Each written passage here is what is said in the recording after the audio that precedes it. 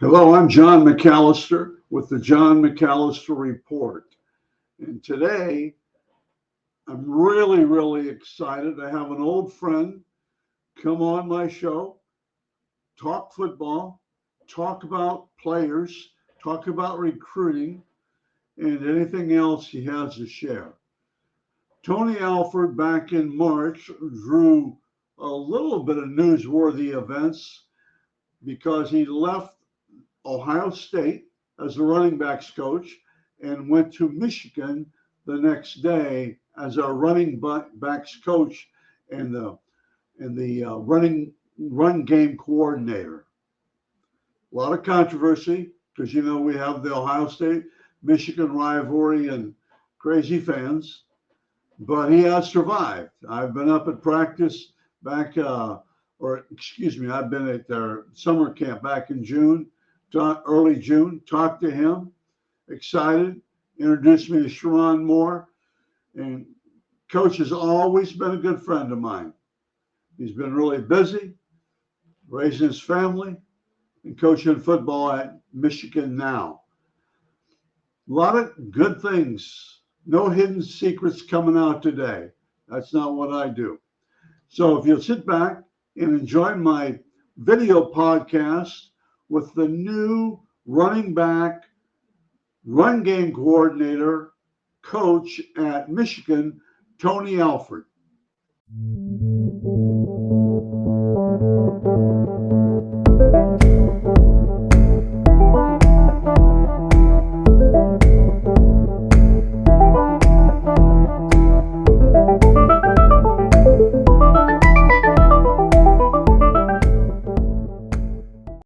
Like I said earlier, my guest today is a good old friend. We haven't been friends that many years, I think 9 or 10, but he's a good guy, good to me, and most of all, he's honest with me. So I appreciate that. Coach Alford, how are you doing? John, I'm great, man. I'm absolutely fantastic this morning. How about yourself? I just saw you with your son there. Yeah, my boy Brayden, he's getting ready to leave, going off to college, so spend as much time before he leaves this weekend.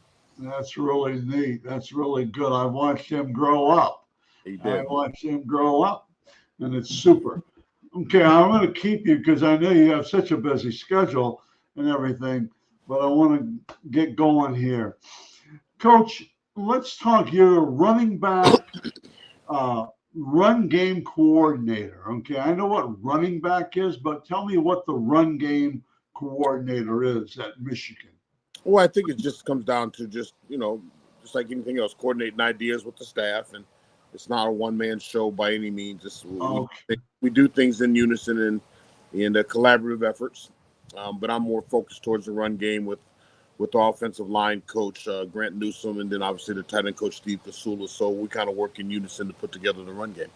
Yeah, Grant's been there a couple of years, hasn't he? Yeah, Grant's an amazing coach. He's young guy. Obviously played there, had an injury that forced him to retire early from football, but then he stayed on that campus and worked his way up from being a student assistant to a grad assistant to a quality control, and now he's a full-time coach. And he's an unbelievable young mind and young coach. He's got a great career ahead of him, no doubt. That's really good. Okay, I read where you had at Ohio State, where you were before. You'd have to be sleeping under a rock if you didn't know that. But I read where you had 6 1,000-yard running backs there. I did, yes, sir. Okay. And then you also, I think Dobbins was the best. I don't know. Yeah, he was definitely, he goes right up there at the top. Right up there with a bunch of them. Yeah. But for some reason, I thought Dobbins had that something that not everyone, and I don't know that well. I don't know any of those guys because they're not Ohio guys, but when I watched him practice and play, just had that. I don't know. Yeah, he's a tough guy, and he just has this demeanor about him that he's not going to be denied, and an unbelievable work ethic, and very positive mindset, and very confident mindset, and I think that's one of the things that served him well. And He's always finding a way to improve and Right. make plays and do what's right. I still talk to him all the time. Hoping to stay injury free. Yeah, Ironically, hopefully so. he's out with the Chargers, isn't he? All right. Yeah, he's out there with the Chargers. He's loving it, though. I talked to him. I guess it was about a week ago. It was about a week ago we spoke, and we talk all the time. But that's good. yeah, he's doing great. He's doing great. That's good. I'm a Jim Harbaugh guy. Okay. Okay. Anyway, let's talk about running backs a little bit, and then we'll get into other things, obviously. I'm always impressed with them. What do they have to have? I read someplace where you said tough, productive, and reliable. Yeah, I would echo those things once again. I think that you got to find guys that are tough guys that, and I don't mean tough like fighting tough like that, but I'm talking guys that have a tough mindset that that every play is not going to pop, and there's some plays you got to take a dirty 2 or 3 yards, as we like to say, but a guy that's just relentless and just keeps coming back and that I prefer 3-down guys that are going to be able to play on 3rd down and block if need be, catch the ball in space if need be, but also get tough yards, be able to get the tough yards. And I want guys obviously reliable, and a lot of that is being able to be available on the field, injury free. And so there's a mindset with that. I think there's a thing that they've got to take care of their body away from the field, as far as their sleep habits, their eating habits, their prehab habits, and just take care of themselves so they are available and tough-minded guys. And then you want to have guys like me. I want guys that really love the game and they love being around their teammates, to help lift their teammates. That are selfless people. I use the word others-centered versus self-centered. But obviously, if the skill sets aren't there, we wouldn't recruit you. We wouldn't have you anyway. So the natural skill sets have to be available and well. But I want guys that really love the game and love their teammates, and like I said, that are tough-minded guys. I told kids or young players, prospects, if you can have any chance to get on the kickoff team in high school, do it and make sure you get a couple plays on highlights. I think that shows. I love that. Yeah, I think playing on special teams shows a lot. It shows your unselfish character, and guys just want. When people say, "I want to play," okay, well, that's a play. Or do you want to, or do you only want to play exactly the things that you want to do? But I'm a firm believer in that too. Special teams, that's such a critical piece of the game, and that I don't think a lot of young people realize that those are reps that can change games, and that's an unselfish player that can run down on kickoff. You can imagine. I've had players, Xavier. Xavier, when he played for us, Xavier Johnson, Ohio State. If you remember, I think it was against Notre Dame. He scores a touchdown, and then he runs back down. Very next kickoff, he runs down and makes a tackle on the kickoff team. So those are unselfish players. Those are the type of guys that you want on your team. That's I remember that. I remember that incident. I think it was they replayed it different places and stuff. Yeah. Okay, the last thing on running backs, I just always think a running back just gets it. If it's 4th and 1, most of the time he's going to get it like that. The tough ones. And if it's 0-0, he's going to get it. Or you're down. Now, if it's 41-0, just about any running back can get that 4th and 1. If it's 41-0, you're up. It's different. But the other thing, and I've said this, and I've talked to you about it before, and people think I just came off the boat, but there are running backs that would rather hit than take hits. And you can see that if you watch them closely. And I know we're not going to say anything else about it, definitely pinpoint, but I think there are guys who would much better hit you than get hit by you. Yeah, there's some guys that kind of that they have the attack mode versus the others referring to, and I think there's a time and a place for that. Yeah. I think there's a time and a place, but a lot of that I think is situational football. That understand, okay, here's where we're at in the game. Situational bit, like you said, it might be 3rd and 1, 4th and 1. Okay, you're not going to try to run around things. You're going to have to run through things. It might be down on the goal line. It may be in 4-minute offense. When you're just trying to grind the clock out. and not get out of bounds. And so, okay, you're gonna have to go attack this thing a little bit more, um, versus other things. But hey, it's kind of out in that freewheeling space. So I think a lot of it's just game situation. But I think it comes back to what you said: tough guys that understand the game situation and what's needed at that time. Yeah, exactly. I'm proud. Yeah. Okay, that's really good. And you've had high success with running backs. I've watched you work camps. I've watched you work practices at O State and Michigan camp. But I just think you do a great job communicating. Thank The you. days of yelling and screaming, you just got to tell them. Now, you have to do that once in a while, but you just have to talk to them. Yeah, I agree. I agree with that assessment. I appreciate the compliment. You just can't scream and holler all the time. That falls on deaf ears, and then I think it comes down to you're always doing that. What's really important and what's not, because it's all the same tone all the way across the board. Right. But I think kids are a little bit different now too. I Yeah. think that I mean I just think of my own sons where versus how I was raised, right? Right. Talk to them a little bit and tell them, hey, here's why you're doing what you're doing. Here's why, as your coach, I want you to do this. And I think when people understand the why, they'll be more adept to do that and to understand, okay, here's why and here's how I fit Right. in the equation. If I do my job very, really well, this is what comes as a result of that. And I just think there's a way to get things from people. But I also believe this too, that every person is motivated differently. Right. And so you have 7 running backs in a room, or however many players you may have in the room, or how many people may work under you in the corporate world. Every one of them is motivated differently. I believe as a leader, you have to figure out what motivates each person individually. Exactly. Maybe it is screaming at them. Maybe another guy is just talking to them. So I think the way I talk to my 3 sons is vastly different. But what's the same? What is the same is where we're going and what we're trying to achieve.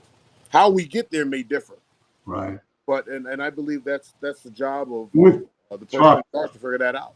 I know we've talked about. I've talked to a lot of coaches and college coaches. I trust. They got to trust you because you're going to make them better. If you make them better, and they're going to trust you. Okay, they're not throwing darts at you already, and things like that. And Coach, I believe a lot of job changes and things sometimes is like a divorce. Both sides are okay. It just couldn't work it out. You were at Ohio State for 9 years and left in March. And I don't really want to know any particulars, and you shouldn't tell me. But what was the general feeling of going to Michigan? What was going? I've read where you keep repeating, the same thing. But what was it? What was the in general? Yeah, I 2 things. One, I'm deeply indebted to Ohio State and the Ohio State community. Right. Without that opportunity in the 9 years that I spent at Ohio State, I wouldn't have the opportunity to have gone to Michigan. So I have to make sure I put that out that I'm deeply indebted for that, and it was a great 9 years. It was a good run for me. And my family, my children were raised here for the most part, formative years, right here in Dublin, Ohio, in the Columbus region and area, and it was amazing. And people have been so good to my family and my sons in particularly. But as far as the job went, John, was just time, and I think sometimes it's just, this is such a transient job that we have, and we all know that going into it. 9 years is like an eternity in the coaching profession. It is. And so I was very fortunate for those 9 years, as I said earlier, but I just think it was time. And I think it was time for them and Ryan Day and Ohio State. And it was time for Tony Alford. And so it wasn't, I don't think it was any one party saying screw you. It was never any of that. I just think for both parties, I think we both knew it. And it was just time. And I can tell you, I'm as happy as I've been in a long time as far as in my coaching profession. And I really, really, I'm in a good place. And Sharon Moore and that staff have been nothing but open arms and kind and great to me, and really good people. I mean, unbelievable people. And so for that, I'm grateful for them for embracing me and bringing me in from the rival, if you will, and in the way that they have. And Like I said, but I just think it was time for everyone involved. No, I know it was time for everyone involved. Not think I know. Here we are. That is really a good answer. For what it means coming from me, because I do a little homework too, and I just think it's a great answer. And like you said, 9 years, unless you're just hanging on or you got your coach's best friend, that's tough. That's a long time in any job. Well, it was a good place. It was a good place, and it's time for It's time for something. It's just time. It's another chapter. It's another chapter in my coaching career and life, and so I'm blessed for what the things that have been afforded to me and presented to me. I'm blessed for those things. That's really super. I will tell you, I surprised you. I think when they ran off Woody Hayes, I'm 75 years old. When they ran Woody off without giving him a fair chance. And it was a power play. I said, I'm done with this. No, I have friends at Ohio State, right? And I respect a lot and I don't tell secrets, but I also like Michigan. Yeah, you told me that. Yeah, I didn't know that. I didn't know that. One of the first things I told you, I think. Yeah. But Lloyd Carr and Gary Moeller and all those guys, Bobby Morrison, all those guys treated him. Jim Herman, that's way, way back. In fact, my kids, and I want to go on to something else. My kids went to bowl practice, and Coach Carr said, go in and get autographs. So they were in the locker room. But when Woodson and all those guys were there getting autographs, we walk outside. There are probably 400 or 500 people out there. But no, and I don't get caught up in that stuff anymore, yelling and cussing. And they don't do that. But but it's good. I'm so glad for you because you have landed. Thank you. Anyway, okay, let's talk about. I kind of mentioned your friends John and Mary. Okay, Nemick from Kent, because they're like Mary's especially like a mother to you. Yeah, they're like parents. They're like parents to me, and I've known them since I was like 7, 8 years old. My dad actually coached with. He was John Nemick's defensive coordinator when I was really young, and then my dad went to administrative levels. Well, Coach, when I thought you played your senior year at Kent State or Kent Roosevelt. No. I went out to Colorado. I went to Colorado just before my senior year, so I finished my junior year of high school in Kent Roosevelt. Right.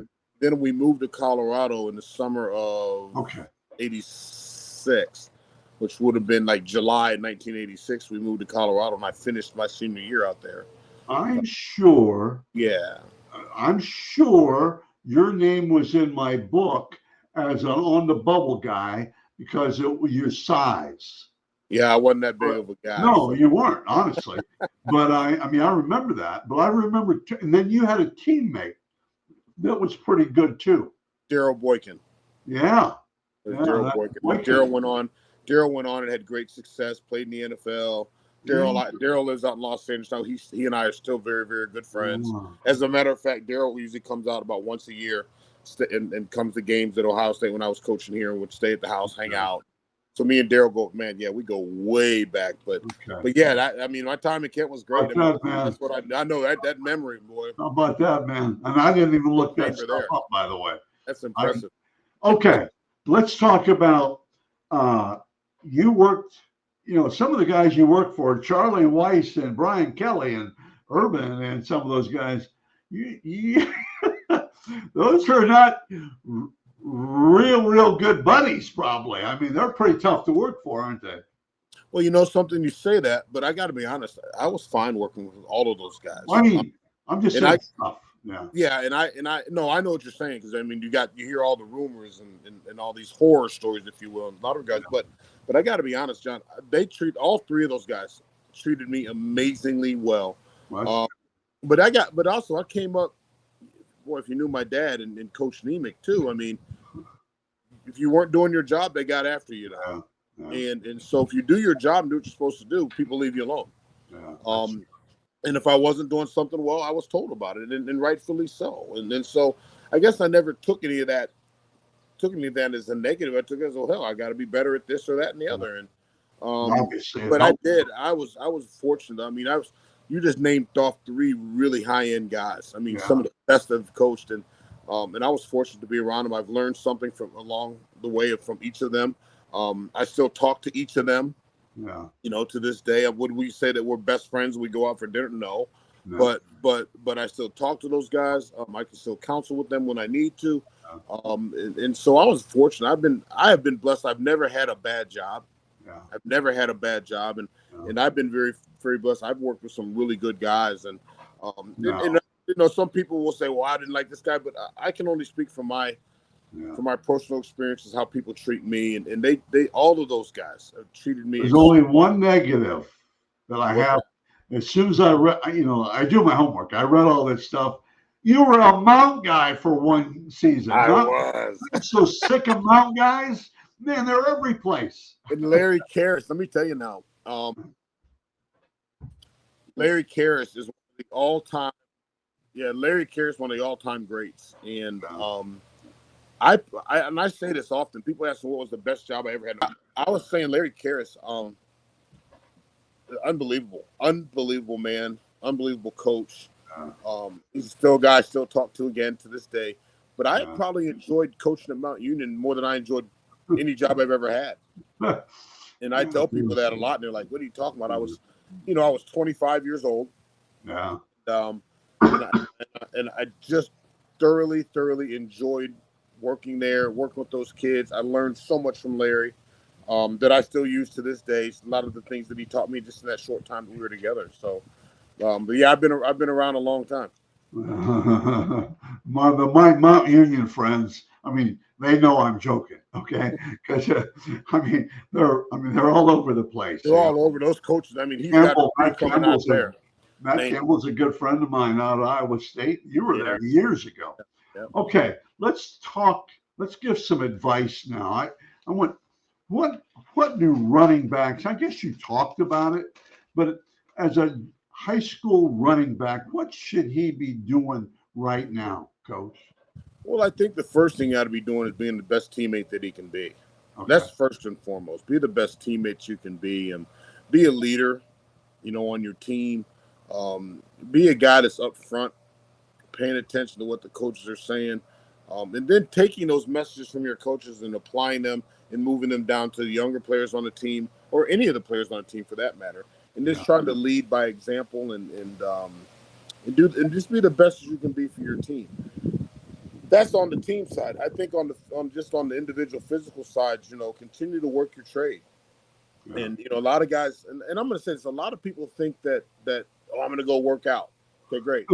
And I'm going to go run cones. I'm going to run ladders. I'm going to run hills. I'm going to go live. I'm going to go through routes. But sometimes working out might be getting into the playbook. It may be sitting down and studying your offense.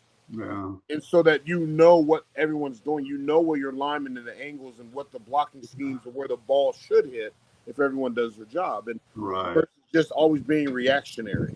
Right. But maybe sometimes that you can get into the playbook, because physically you can only run so much, right? But you can certainly sit down and study plays for 20 to 30 minutes a day and really and visit with your coaches so you know what the schemes are. Right. Be a student of the game just as much as you are, being physically into the game. Get your mental. If your mental capacity can match your physical capacity, I think you got something working. That's really good. Real quickly on that, I kid, Coach Tressel and I, a long time ago, were joking about when we started 16 millimeter film. Now kids can sit and look at their phone and watch plays and stuff. So there's no reason now that kids shouldn't be studying film. I think film study is that's huge. Right. You might have heard me talking to my son just before we started this thing. Yeah. One of the things I said to him is, hey, later on when we're done with this, let's get into that playbook a little bit and start figuring some things out. But I do. I think that. But I hear kids all the same. So I love it. Okay, well, do you love it, or do you love it when it's convenient for you? Yeah. And I just think that if you ask me how to get better, I think that young high school kids, that's a place where many of them could really improve. Okay. For sure. That's really good. Okay, 3 more questions. This goes Sure. so fast. 23 minutes. It's just going so fast. What, you probably answered it, but quickly tell me what makes an excellent football player, regardless of position. And you've kind of answered it over, but pinpoint a couple things. I think the first thing is attention to detail. Okay. The attention to detail of their position. And when we say you have to step, at a 45 or get your thumb right down the sternum or whatever the verbiage is, I use running backs and talk about just perfecting your trade, and you start talking about how to take a handoff, and and so there's certain things that I teach about how to take a handoff, how to carry a ball, right? Yeah. And so are you attention to detail of your trade? And I think there's so many things that, like, you talk about the running back position. Let's talk about pass protection. Well, you can use pass protection for a running back versus a blitzing linebacker or a safety. Well, that can translate over to being on the front line of punt. Yeah. It can translate into, now on a receiver on a release. Maybe that translates into a guy covering a punt, or it translates into running back making the guy miss in space. That translates into covering a kick where you got to avoid a defender. So all these skill sets, we talk about it being all ball. So all the skill sets that you're learning can be applied in other positions throughout football. Right. So there's some basic fundamentals that I think that all players just need to continue to perfect their trade on how they punch, where their hands are at, how they strike, how they release off of a block, and things like that. So I think just overall, just looking at guys that can maybe do multiple things, those are always good guys to have. Pay attention to detail. And the attention to detail is huge, though. Okay, next, how important is an athlete's public image? Oh, critically important. Public image. How? Yeah. So and this might be a little bit of a longer answer, so I apologize in advance. But, you all have a personal brand. We all do. John McAllister has a personal brand. Tony Alford has a personal brand. And so what do you want that brand to look like? What do you want your brand to be synonymous with? So when Tony Alford, I coached the University of Michigan, used to coach at Ohio State, used to coach at Notre Dame, used to coach the University of Washington out on the West Coast. Yeah. So if you crisscross the country and they say your name, when you're not there, so when I say John McAllister all the way in Florida, what resonates? What comes to mind? Because people are going to say something. When we finish this interview today, when people watch it who don't know me, then all of a sudden, hey, I watched an interview with Tony Alford. Something's going to come to mind. Right. And so that is attached to me. Yeah. And so I would challenge people, not just football players, but in particular young people, because that's what we're talking about. Right. To really understand and think about, what do you want your name to be synonymous with? Because your name is your brand. I have a wristband here. Right. Camera, but it says your name. It says your name, your brand. And so my son's names. It means when you hear Braden Alford, my young son who you've talked to before, what comes to mind? And so, and whatever you want it to be, you have to build that. And every day you have to be very intentional and purposeful about how you're building your name, your brand. What you put on social media matters. Right. Because when employers, college recruiters are kind of like employers, they're going to try to dive into everything that you do. Right. Because when we recruit a running back at University of Michigan, we're not allowed to miss. You can't miss. If you miss on a player, eventually that's going to get you fired. Yeah. So we have to know who they are. So you dive into social media. You're going and you're asking people at the high school, young girls, janitors, principals, secretaries, teachers. Hey, tell me about this kid because I have to know about him. When guys go into the draft, they do a deep dive into who these kids are and how they grew up because they want to know what they're getting. And is their attitude, is their brand, is their name, it's synonymous to something that's positive and something that's good. And so I would challenge people to really, really think about that. And again, I use the word intentional and purposeful about how you're building your name. Well, I totally agree. And then I've had guys say, well, what do you think of this guy?